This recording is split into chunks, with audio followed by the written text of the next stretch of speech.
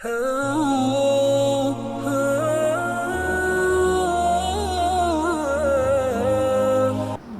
کن جانوروں کی قربانی نہیں کرنی؟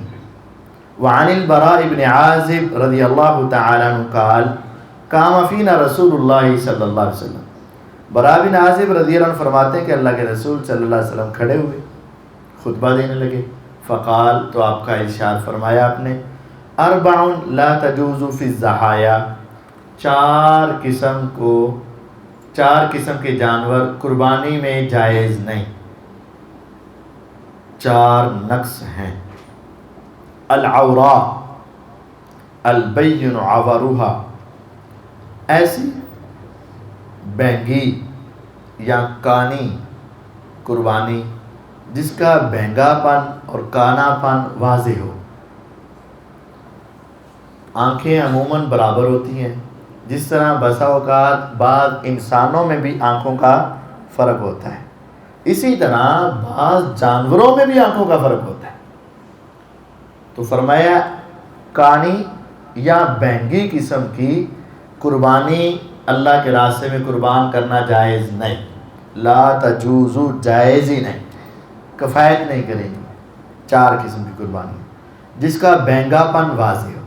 والمریضہ البین مرضها، ایسا بیمار جانور جس کی بیماری واضح ہے، دوروں نظر آمدہ بیمار ہے، ایک ہے ہلکی پھلکی بیماری کو چل جائے. ایسا بیمار جانور جس کی بیماری بالکل واضح ہے وہ قربان نہیں کرنا. والعرجاء البین ضلعها، ایسا لنگڑا پن جس کی ہڈی یا لنگڑا پن واضح ہے، چلتا ہے تو دور سے پتہ چلتا ہے کہ لنگڑا رہا ہے، یا اس کی چوٹ ایسی لگی ہے کہ ہڈی نظر آ رہی ہے، ایسے جانور کو بھی قربان کرنا جائز نہیں ہے. اللہ تعالیٰ کے راستے میں صاف ستھرا اچھا جانور دینا چاہیے. والکبیرہ التی لا تنکی، ایسا بوڑھا جانور جس سے کھڑے ہونے کی طاقت ہی نہیں ہے، جس کی ہڈیوں میں گودا اور مکھ ہی نہیں ہے، اٹھیا ہی نہیں جاندہ وہ دیکھو لو، اتنا بوڑھا جانور، ایسے بوڑھے جانور کو بھی قربان نہیں کرنا. یہ حدیث مسند احمد میں ہے، ابو داؤد ترمذی نسائی میں ہے. امام ترمذی اور ابن حبان رحمہم اللہ ان کو صحیح کہتے ہیں. تو یہ چار قسم کے بینگا پن، مرض، لنگڑا پن یا اتنا بوڑھا جانور، ان چار قسم کے جانوروں کو قربان کرنا جائز نہیں. وعن جابر رضی اللہ تعالی عنہ قال قال رسول اللہ صلی اللہ علیہ وسلم لا تذبحوا الا مسنہ. رسول اللہ صلی اللہ علیہ وسلم نے فرمایا نہ تم ذبح کرو مگر دو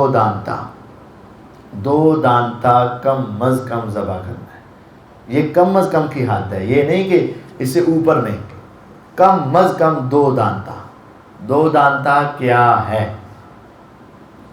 جس طرح بچہ ہوتا ہے نا، اس کے پہلے دودھ کے دانت آتے ہیں، پھر وہ آہستہ آہستہ سارے دانت گرتے ہیں اور پھر ہڈی کے دانت آتے ہیں.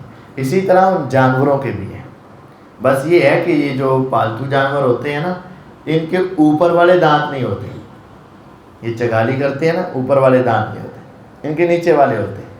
تو نیچے والے سامنے کے دو دانت گر جائیں اور دوسرے دو دانت آ جائیں تو یہ بن جاتا ہے دو دانتا، جس کو پنجابی میں کہتے ہیں دوندا. اگر چار گر جائیں، اس کا ایک ایسا ہے کہ اس کے دونوں دانت نا تقریباً اکٹھے ہی گرتے ہیں، ایک آدھے دن کا فاصلہ ہو جاتا ہے، اکٹھے ہی گرتے ہیں. پھر سائڈوں سے دو اکٹھے گرتے ہیں، پھر اس کے سائڈوں سے دو اکٹھے گرتے، دو کر کے گرتے ہیں. تو دو گرے تو دو دانتا، چار گرے تو چار دانتا، چھ گر گئے تو چھ دانتا، دوندا، چوگا، چھگا. تو دو دانتا کم از کم قربان کر، اس سے کم نہیں. چاہے وہ اونٹ ہے، چاہے وہ گائے ہے، چاہے وہ بکرا ہے، چاہے وہ چھترا ہے، چاہے وہ گھر میں پالا ہوا ہے، چاہے وہ پیسوں کا لے کر آئے ہیں، کچھ بھی ہے، شریعت نے اس کی عمر نہیں بتائی، نشانی بتائی.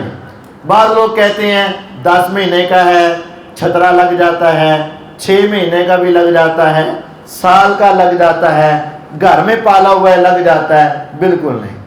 لا تذبحوا الا مسنہ، یہ طلبہ اس جملے کو سمجھ سکتے ہیں، اس میں حصر ہے. لا تذبحوا پہلے منع کر دیا، ذبح نہیں کرنا. الا مسنہ مگر 2 دانتا. تو جب کسی چیز سے لا الہ الا اللہ، اللہ کے سوا اور کوئی ہے ہی نہیں معبود برحق، تو لا تذبحوا الا مسنہ 2 دانتے سے کم تم نے کرنا ہی نہیں. یہ پکا منع ہے، چاہے جتنا مرضی موٹا ہو، جتنا مرضی قدآور ہو، جتنا مرضی صحت مند ہو، جو مرضی ہو، 2 دانتے سے کم آپ نہیں کر سکتے. ہاں ایک شکل ہے لیکن وہ شکل ہمیں نظر نہیں آتی. الا ان یعصر علیکم مگر یہ کہ تمہارے اوپر تنگی کر دی جائے. اگر بہت زیادہ مشقت ہو گئی ہے، پوری منڈیوں کی منڈیاں خالی ہو گئی ہیں، 2 دانتا مل ہی نہیں رہا، فتذبحوا پھر تم ذبح کر سکتے ہو جذعۃ من الزانی 1 سال کا بھیڑ کا بچہ، یعنی پھر 1 سال کا چھترا تم کر سکتے. سیدنا انس بن مالک رضی اللہ تعالی عنہ یہ حدیث بیان کرتے ہیں، ان النبی صلی اللہ علیہ وسلم کان یضحی بکبشین املحین اقرنین. نبی صلی اللہ علیہ وسلم ذبح کیا کرتے تھے، یعنی عام روٹین آپ کی یہی تھی. بکبشین 2 مینڈے، املحین چت کبرے سفید اور سیاہ جس میں رنگ ہونا، ڈب کھڑبے، اس کو املحین کہتے ہیں. اقرنین سینگوں والے، مینڈے ہوتے ہی عموماً سینگوں والے ہوتے ہیں. وَيُسَمِّي وَيُكَبِّرُ اور آپ اس کو ذبح کرتے وقت اللہ کا نام لیتے اور اللہ اکبر کہتے، یعنی بسم اللہ اللہ اکبر. وَيَضَعُ رِجْلَهُ عَلَى صَفَاحِهِمَا اور آپ رکھتے اپنا پاؤں ان کے کندھوں پر، شانوں پر.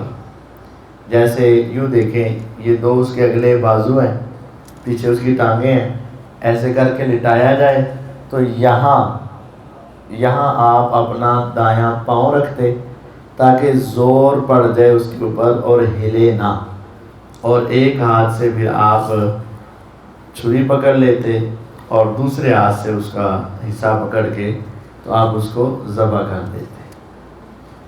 وفی لفظ اور ایک حدیث کے الفاظ ہے ذبحہما بیدہ آپ خود اپنے ہاتھ سے ذبح کرتے. متفق علیہ یہ صحیح بخاری اور صحیح مسلم کی روایت ہے. اور صحیح بخاری مسلم کی ایک حدیث میں الفاظ ہیں سمینین وہ موٹے تازے ہوتے تھے. اور مسند ابو عوانہ میں سین کی جگہ پر سے ہے، ثمرات والے. ثمینین بڑے قیمتی اور مہنگے ہوتے تھے، ان کی قیمت بہت ہوتی تھی. اور صحیح مسلم میں وضاحت بھی آ گئی، آپ یہ پڑھتے تھے بسم اللہ واللہ اکبر، آپ یہ کلمات کہتے تھے. تو یہ پیغمبر علیہ الصلوۃ والسلام کی عام روٹین یہ تھی کہ آپ 2 مینڈے ذبح کرتے، 2 موٹے تازے ہوتے، لسے نہ ہوتے، بس باریک سے پتلے سے ماڑے سے نہ ہوتے، موٹے تازے اور قیمتی اور مہنگے ہوتے. اس کا مطلب ہے کہ مہنگی قربانی کرنا بھی یہ پیغمبر علیہ السلام کی سنت ہے اور یہ فضول خرچی نہیں ہے. اور اچھا جانور تلاش کرنا موٹا تازہ خوبصورت یہ پیغمبر علیہ السلام کی سنت ہے، یہ کوئی دکھلاوا نہیں ہے. اور 2 کرتے اور اپنے ہاتھ سے کرنے چاہیے. اور اس کو ذبح کرتے وقت یہ دعا پڑھنی چاہیے بسم اللہ اللہ اکبر بھی، بسم اللہ واللہ اکبر، واو پڑھیں یا نہ پڑھیں. ہمارے ہاں فوت شدگان کی طرف سے قربانی کی جاتی ہے، اس میں دو غلطیاں ہیں۔ ایک یہ ہے کہ ہمارے ہاں جب ذبح کیا جاتا ہے تو یہ ہمارا ہے اور یہ ہماری امی کے نام کا یا ابو کے نام کا یا دادا کے نام کا یا فلاں کے نام کا، تو یہ فلاں کے نام کا نہیں ہے، فلاں کی طرف سے ہے۔ آپ نے فرمایا اے اللہ میری طرف سے قبول فرما، میری آل کی طرف سے قبول فرما، میری امت کی طرف سے قبول فرما، تو ان کے نام کا نہیں ہے، ان کی طرف سے ہے۔ اور دوسرا یہ ہے کہ ہمارے ہاں جانور اپنا الگ کیا جاتا ہے اور فوج شدگان کا الگ کیا جاتا ہے، تو یہ الگ نہیں ہے، اسی جانور میں آپ اپنے آپ کو، اپنے اہل خانہ کو، اپنے والدین کو، یا جتنے مسلمان غریب ہیں جو نہیں کر سکے، استطاعت نہیں تھی ان کے پاس، ان سب کو بھی آپ اس ایک جانور میں شریک کر سکتے ہیں۔ اب غور کریں، نبی علیہ السلام نے جب ایک مینڈا ذبح کیا، ذبح کرتے وقت یہ کلمات کہے اے اللہ اس کو میں محمد صلی اللہ علیہ وسلم کی طرف سے قبول فرما اور میری آل کی طرف سے قبول فرما۔ اب آپ کی آل میں کس قدر زیادہ افراد شامل ہیں، اور میری امت کی طرف سے قبول فرما، اور امت میں تو ہزاروں لوگ ہیں، لاکھوں لوگ ہیں، تو سب کی طرف سے آپ نے ایک جان کو ہی قربان کرتے وقت ان سب کے لیے دعا کی، تو آپ ان کو دعا میں شریک کریں۔ 2 جانور ذبح کریں، 4 کریں، 10 کریں، لیکن 10 کے اوپر الگ الگ یہ سب کے اوپر کلمات کہہ لیں اے اللہ ہماری طرف سے، ہمارے اہل خانہ کی طرف سے، ہمارے والدین کی طرف سے، کل امت مسلمہ جو نہیں کر سکی ان کی طرف سے، سب کو آپ شامل کر سکتے ہیں، حتیٰ کہ آپ جناب محمد الرسول اللہ صلی اللہ علیہ وسلم کو بھی شامل کر سکتے ہیں۔ اگر وہ اپنی امت کو کر سکتے ہیں تو آپ بھی ان کو کر سکتے ہیں، کوئی حرج والی بات نہیں۔ قرضہ اگر تو ایسا ہے کہ انسان وہ قرضہ اتارنے کی استطاعت رکھتا ہے کہ میں جلد ہی اتار دوں گا اور اتارنے کے اسباب موجود ہیں، جیسے ایک آدمی کی کمیٹی نکلنی ہوتی ہے اس کو پتہ ہے، ایک آدمی کا سیزن ہوتا ہے اس کو پتہ ہے، ایک آدمی کی وائی بی جی اس طرح کے اندر کوئی ہوتا ہے کہ بھی فصل آئے گی اور میں اتار دوں گا، یعنی اتارنے کا یقین ہو اور استطاعت ہو تو پھر وہ قرضہ لے کر قربانی کر دے۔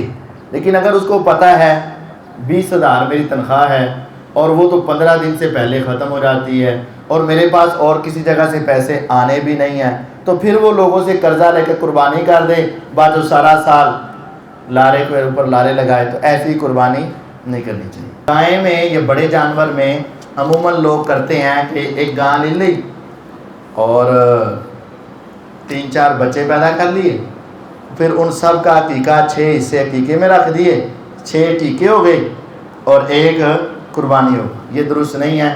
اما عائشہ رضی اللہ عنہ کا فتویٰ سنن کبریٰ بیہقی میں انہوں نے فرمایا اللہ کی پناہ ہے کہ بڑے جانور کو عقیقے میں کیا جائے، اللہ کی پناہ ہے عقیقے کے لیے چھوٹے جانور ہیں۔ بھینس کی قربانی کا کیا حکم ہے؟ وہ کہتے ہیں نا یہ کٹا اب کھل چکا ہے، اب یہ بندے گا نہیں۔ اس میں دیکھیں 2 طرح کی آراء آپ نے علماء کی سن رکھی ہوگی، کوئی جائز کہتے ہیں اور کوئی اس کو ناجائز کہتے ہیں۔ ہمارے علم کے مطابق یہ ہے بھینس اور گائے میں فرق ہے، بھینس اور گائے میں فرق ہے، تو اس وجہ سے گائے کی قربانی ثابت ہے، بھینس کی قربانی ثابت نہیں، اس وجہ سے بھینس کی قربانی نہیں کرنی چاہیے۔ بعض کہتے ہیں لغت کی کتابوں میں لکھا ہے کہ یہ اس کی ایک قسم ہے، گائے کی نوع من البقر ہے، یا اس طرح کے کچھ دلائل دینے کی کوشش کرتے ہیں، لیکن ان کی جناب میں گزارش یہ ہے کہ حافظ عبدالسلام بٹوی حافظہ اللہ نے اپنے قرآن مجید کی تفسیر کے اندر لکھا ہوا ہے کہ ہرن جو ہے یہ بکری کی قسم ہے اور نیل گائے بھی اس کی قسم ہے گائے کی، اور زیبرا جو ہے یہ بھی گائے کی قسم ہے، تو پھر کیا زیبرے کی قربانی بھی ہو جائے گی؟ کیا گھوڑا بھی لکھا ہوا ہے تو گھوڑے کی بھی قربانی ہو جائے گی؟ کیا ان جانوروں ہرن کی بھی قربانی؟ نہیں، ایسا نہیں۔ تو دیکھیں اس میں محتاط موقف یہ ہے جو کام رسول اللہ صلی اللہ علیہ وسلم نے کیے ہیں وہ بآسانی ہمارے پاس موجود ہیں اور ہماری استطاعت میں، تو ہمیں وہ کام کرنا چاہیے جو آپ علیہ السلام نے کیا ہے اور اس پر سب کا اتفاق ہے۔ دیکھیں گائیں پر سب کا اتفاق ہے۔ اب بینسا جو ہے، بینس اور بینسا، ان کے بارے میں علماء کا اختلاف ہے، تو آپ اتفاقی چیز چھوڑ کر اختلافی چیز کی طرف جائیں اور پھر کبھی اس کا حساب سے مسئلہ پوچھیں، پھر اس سے پوچھیں، کبھی دل ادھر جائے کبھی دل ادھر جائے، کر بھی دیں اور پھر بھی دل جو ہے وہ کوں کوں کرتا رہے، تو فائدہ کیا ہے؟ آپ وہ کام کریں جس کے اندر یقین ہے، دع ما یریبک الی ما لا یریبک، وہ کام کرو جس میں شک نہیں ہے اور وہ کام چھوڑ دو جس کے اندر کیا ہے؟ شک شبہ ہے۔ تو چونکہ بھینس کی قربانی نبی صلی اللہ علیہ وسلم سے ثابت نہیں ہے، صحابہ سے ثابت نہیں ہے، اس وجہ سے وہ قربانی نہیں کرنی چاہیے۔ اگر قربانی کے لیے جانور لے لیا جائے اور بعد میں اس کی ٹانگ یا سینگ ٹوٹ جائے تو کیا حکم ہے؟ جی عموماً یہ مسئلہ بھی پیش آتا ہے کہ جب بڑا جانور قربانی کے لیے خریدتے ہیں تو اس کو پک اپ وغیرہ میں چڑھاتے ہوئے چوٹ لگ جاتی ہے، پاؤں وغیرہ یا اس کی ٹانگ زخمی، یا اتارتے ہوئے چوٹ لگ جاتی ہے، گر جاتے ہیں۔ سنن الکبریٰ للبیہقی، اس کے اندر عبداللہ ابن زبیر رضی اللہ تعالیٰ کا ایک فتویٰ موجود ہے۔ انہوں نے کہا کہ اگر جس وقت جانور کو قربانی کے لیے خریدا تھا اس وقت اگر اس میں عیب کوئی نہیں ہے، بعد میں اس میں عیب آیا تو آپ اس کی قربانی کر سکتے ہیں۔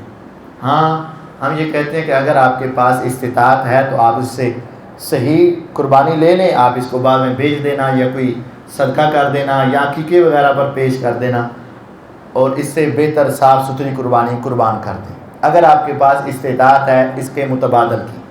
لیکن اگر متبادل کی استطاعت نہیں ہے، بڑی مشکل سے اکٹھے ہو کر کے پیسے لائے تھے، تو اب اس کا حل کوئی نہیں نکل رہا، تو یہ قربانی کر دی جائے۔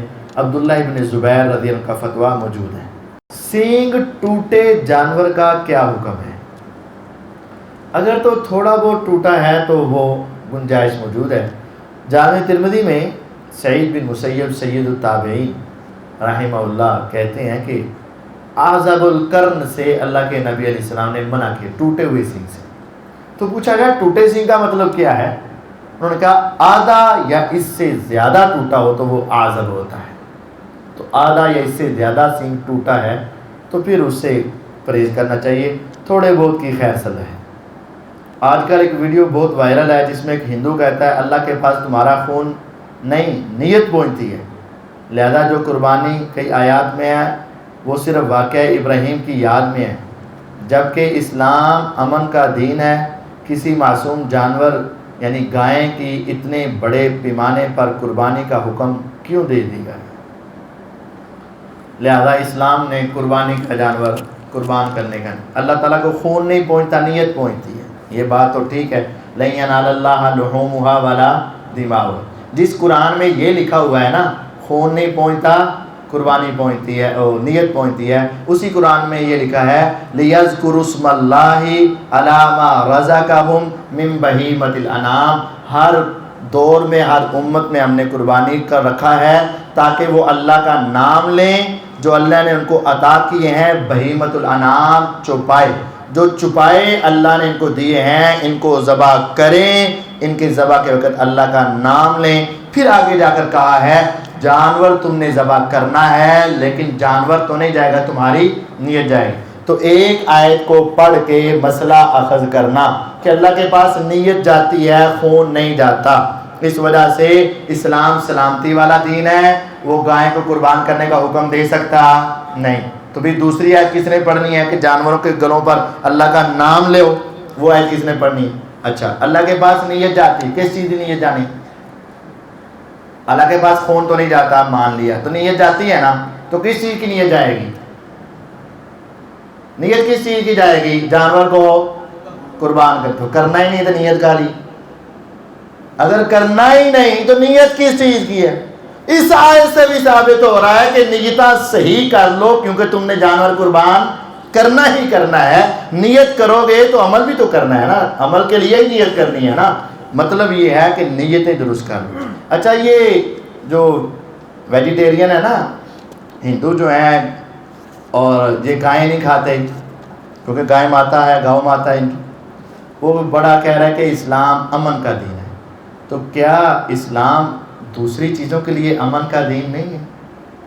آج تو سائنس نے یہ بھی ثابت کر دیا ہے، یہ جو سبزیاں ہیں، یہ جو درخت ہیں، ان کو کاٹتے ہیں تو ان کو بھی تکلیف محسوس ہوتی ہے. سائنس تو یہاں تک کہتی ہے. تو پھر ان کو تکلیف دینا یہ امن کے منافی نہیں ہے؟ ابھی کھانا چھوڑ دیا تو پھر تو اناج ختم ہو جائے گا ان کا. یہ جو گندم کھاتے ہو، پودا ہوتا ہے نا، اس کو کاٹا جاتا ہے، نہیں کاٹو. یہ چاول کھاتے ہو، اس کو کاٹا جاتا ہے، نہیں کاٹو، تکلیف ہوگی اس کو. بھئی یہ اللہ تعالیٰ نے سب ہمارے لیے پیدا کیے ہیں، اس کی تکلیف اللہ نے معاف کر دی ہوئی ہے.